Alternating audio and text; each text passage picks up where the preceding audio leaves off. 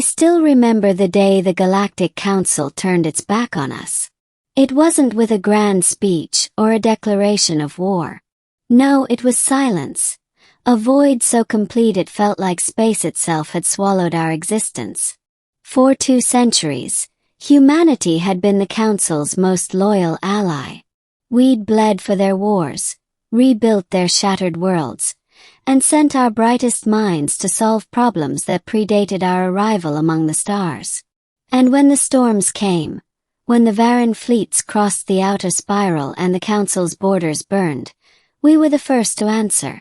I was there, aboard the UHS Vigilant, when the betrayal came through the comms. I was Commander Elias Rourke, Human Expeditionary Command, 2nd Fleet. We just pulled the Council's 4th core world out of a blockade. Thousands of our people had died to save theirs. The Council's beacon burned bright in orbit, its golden emblem shimmering across the fleet screens. And then, just as we awaited orders for regrouping, every signal went dark. The Council's encryption keys changed. Their defense satellites turned to face us. And their fleets, they opened fire. At first, we thought it was a mistake. An automated defense error, maybe a miscommunication. Then the coded transmission came through the emergency channels, a single line from Central Authority. Human presence deemed unstable. Containment initiated. That's what they called it, containment. I can still hear the static of the transmission before it cut out. No explanation, no chance to respond. Just silence and the hum of dying ships. We lost 3 destroyers before we even understood what was happening. My second officer, Lieutenant Marin, was screaming through the bridge comms, demanding confirmation from the Council embassy. Nothing came back. Only one word flashed on every console before they went dead: exile. It was then I realized. The Council hadn't betrayed a fleet. They had betrayed our species. We retreated toward the outer rim, to the colony clusters of Vega and Helios. The Council cut our jump corridors, blocked our supply routes, erased our diplomatic codes from their systems. Every human ship in their space was marked as a rogue entity. And still we refused to believe it. Generations of cooperation, millions of lives intertwined across 100 worlds.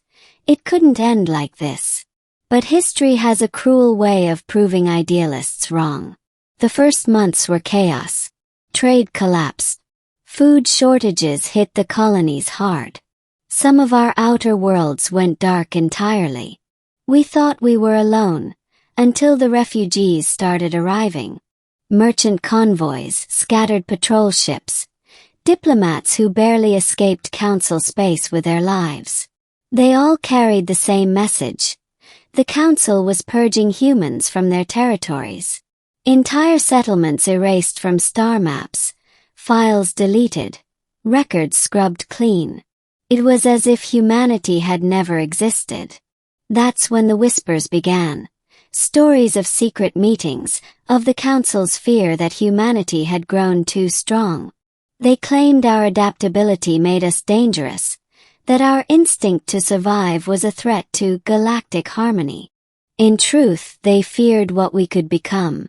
The same traits they once admired, resilience, innovation, stubborn hope, now made them see us as a rival instead of a partner. The Council had made their decision.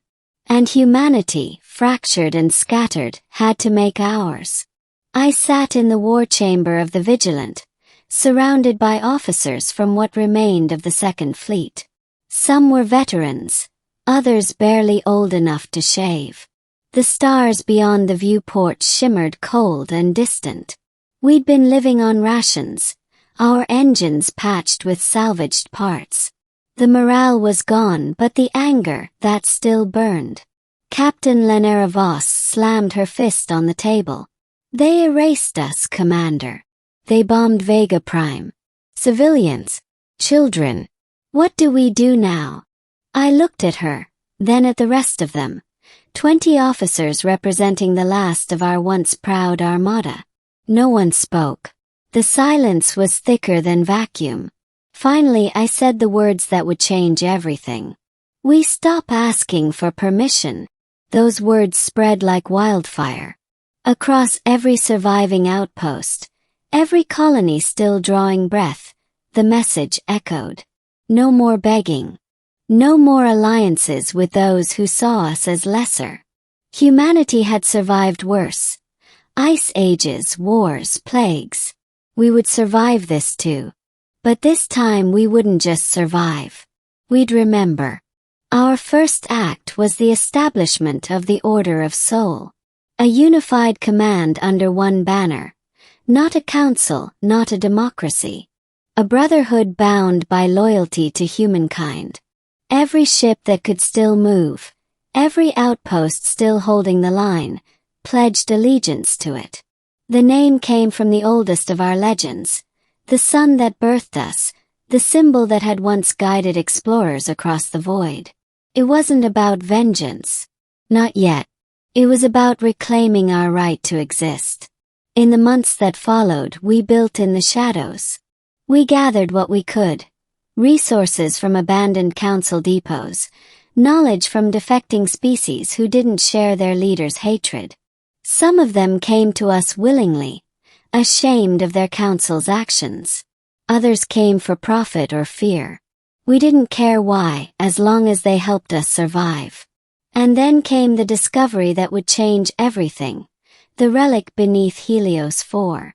It started as a mining operation. Civilians stumbled upon a structure buried deep beneath the crust, far older than the council.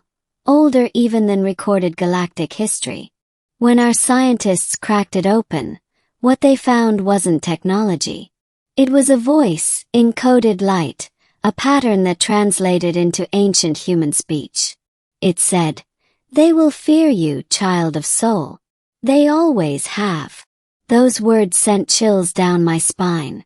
Humanity hadn't just been an accident of evolution.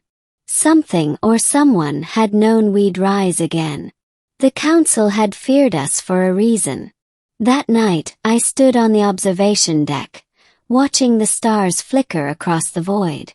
Behind me, the crew worked in hushed tones, repairing what was left of the fleet.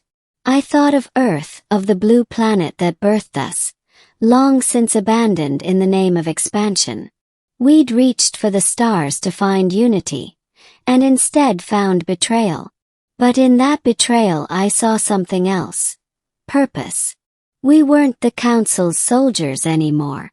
We weren't their experiment in coexistence. We were human. And when the time came, the galaxy would remember what that meant. As I turned away from the viewport, Marin approached with a data pad. "Sir," she said quietly, "the encryption from the relic, it contained coordinates." I frowned. "Coordinates to what?" She hesitated. "A message relay. Deep space. Uncharted sector. It's old, but it's human-made."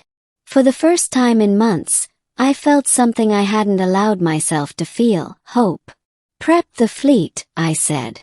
"We're going to find whoever left that message." That was the beginning of the end, or perhaps the end of the beginning. Because what we found out there, hidden in the dark between galaxies, would shatter everything the Council thought it knew about humanity. And that's when we issued the order. The coordinates from the relic led us beyond the mapped edge of the Orion Spur, through regions where the stars grew thin and the dark between them seemed alive. It took us 3 months to reach the signal, threading through nebular storms and broken hyperlanes the Council had long declared impassable. Our fleet was tired, our hulls scarred, but we pressed on because hope is the most dangerous fuel humanity has ever used, and we were burning it fast. When the signal finally stabilized, it pulsed with a rhythm none of our systems could decode. It wasn't alien. It was human, ancient, written in the forgotten programming tongues of early soul colonization. The relay itself was a derelict station orbiting a dead star, massive, half swallowed by asteroid dust. Its surface bore markings no one had seen in 1,000 years, the crest of the United Earth Directorate, a symbol from before the Council era. We docked cautiously, every weapon armed. Inside, the air was stale but breathable. Our suits flickered with interference, as if the station itself resisted being woken. We found corridors lined with cryogenic pods. Empty, cracked, their contents long gone to dust. Deeper within, the power core still hummed faintly, its output diverted to a single command terminal. Marin brushed the dust from the console. "If this is real," she whispered, "it's older than the Council itself." I connected my neural link to the system. The moment I did, the world vanished. I saw Earth, not as it is now but as it was. Oceans glittering beneath satellites. Cities glowing like constellations. Then came the war. The old wars of unification, when humanity tore itself apart before learning how to reach the stars. I saw a council of humans, not aliens, gathered in a chamber of glass and light. They spoke of expansion, of seeding worlds, of a safeguard should humanity ever fall to its own creation. And then came the revelation that froze my breath.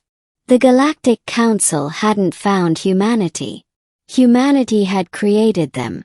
According to the archive, thousands of years before the Council's first recorded era, human genetic engineers had designed dozens of species to survive in extreme environments, radiation-resistant, gravity-adaptive, atmosphere-neutral. They had been meant to terraform and maintain distant colonies. But when Earth's final global conflict erupted, the prototypes fled the cradle of their makers. Over millennia they evolved, forgot, and built their own civilizations. The Galactic Council was the echo of humanity's own forgotten experiment. The betrayal wasn't born of fear. It was guilt. They knew what they were, and couldn't bear to face their creators. The vision ended as the power core dimmed. The console released one last transmission. "If they turn against you, remind them who gave them the stars." When I returned to myself, the crew was staring, waiting. I told them everything. Some wept. Others refused to believe. But in that moment, the truth didn't matter. What mattered was that humanity had never been the lesser species. We were the architects of the galaxy. We took the relay's remaining data, including coordinates to other hidden outposts, caches of technology far beyond anything the Council possessed. The first cache we unearthed was a quantum forge on the edge of a brown dwarf system, capable of constructing self-replicating vessels. With it, the Vigilant became more than a ship. It became a seed. We began building silently, spreading drones into the void, birthing an invisible armada that would answer to one command. Took 2 years. The Council never noticed, or perhaps they refused to believe we could recover. By the time they realized the extent of our reach, it was too late. The Order of Soul convened for the first and only time. Every surviving human leader attended, military, civilian, scientist, and worker alike. The broadcast reached every hidden colony, every exiled fleet. I stood before them, the weight of centuries pressing on my shoulders. "We were erased," I said. "Our history rewritten. But the stars still remember. Every world, every creature that walks or breathes in this galaxy carries a spark of us. We are not the Council's mistake. They are our legacy. And today, the legacy remembers its origin." The comms flared with a single word, echoed from millions of voices. Order. That was the signal. Across 100 systems, human-controlled AI fleets activated. Our ships emerged from dark space, invisible until the moment their engines ignited. We didn't attack their worlds. We didn't slaughter civilians. We shut them down. Every satellite, every ship, every relay built on human-derived tech. Their fleets drifted powerless, their communication hubs silenced. For the first time, the council looked up and realized that every piece of their civilization existed because we had built it, and we could unmake it. Their leaders begged for negotiation. We granted them one message, transmitted from the Vigilance Bridge. You betrayed us. You feared what you could never control. We do not seek dominion, only recognition. The age of council supremacy is over.